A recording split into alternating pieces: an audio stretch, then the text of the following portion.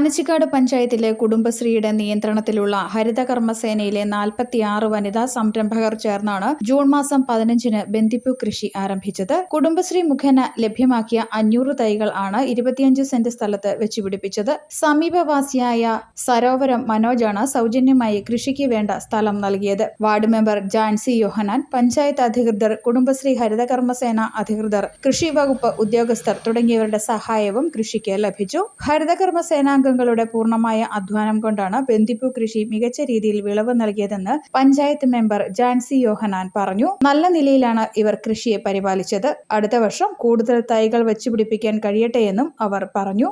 ഹരിതകർമ്മസേന അംഗങ്ങളാണ് ഇന്ന് ഈ ബന്ദിപ്പൂ കൃഷി ഇവിടെ നടത്തിയിരിക്കുന്നത്. അത് പഞ്ചിക്കാട് ഗ്രാമപഞ്ചായത്തിൻ്റെ 7-ാം വാർഡിലാണ് ഈ തോട്ടം ഇവർ നിർമ്മിച്ചിരിക്കുന്നത്. 7-ാം വാർഡ് മെമ്പർ എന്ന നിലയിൽ പല പ്രാവശ്യവും എനിക്കിവിടെ വരുവാനും ഇവരോടൊപ്പം ആയിരിക്കാനൊക്കെ സാധിച്ചിട്ടുണ്ട്. എന്നാൽ ഇതിൻ്റെ പിന്നിൽ ഇവരുടെ നല്ലൊരു അധ്വാനമുണ്ട്.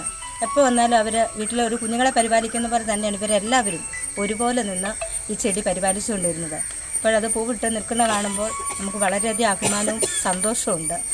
അപ്പോൾ അവരുടെ ആ ഒരു പ്രയത്നത്തിൽ അവർക്ക് തക്ക പ്രതിഫലം ലഭിച്ചു. എന്നാൽ കൂടുതൽ ഇനി ഇവർ ആദ്യത്തെ ഒരു സംരംഭമായ ആയതുകൊണ്ട് അതിൻ്റേതായ കുറവുകളൊക്കെ ഉണ്ടെങ്കിലും ഇനിയും കൂടുതൽ പ്രാവശ്യം അല്ലെങ്കിൽ ഇതിൽ ഉപരിയായിട്ട് ഈ പ്രാവശ്യം 500 തൈയാണ് വെച്ചെങ്കിൽ അടുത്ത പ്രാവശ്യം അതിലുപരിയായിട്ട് കൂടുതൽ തൈകൾ വെച്ച് ഈ ഒരു സംരംഭം നല്ല രീതിയിൽ പ്രവർത്തിക്കുവാനായിട്ട് സാധിക്കട്ടെ എന്ന് ആശംസിക്കുന്നു. പഞ്ചായത്ത് പ്രസിഡന്റ് PC ബെഞ്ചമിൻ ആദ്യ വിളവെടുപ്പും ആദ്യ വിൽപ്പനയും നടത്തി. Vice president Saritha Krishnan, block panchayat അംഗം രജനി അനിൽ തുടങ്ങിയവരും ചടങ്ങിൽ പങ്കെടുത്തു. ഓർഡർ അനുസരിച്ച് പൊതുവിപണിയിൽ പൂക്കൾ വിൽക്കാനാണ് ഹരിതകർമ്മസേനയുടെ തീരുമാനം. News bureau, Kottayam.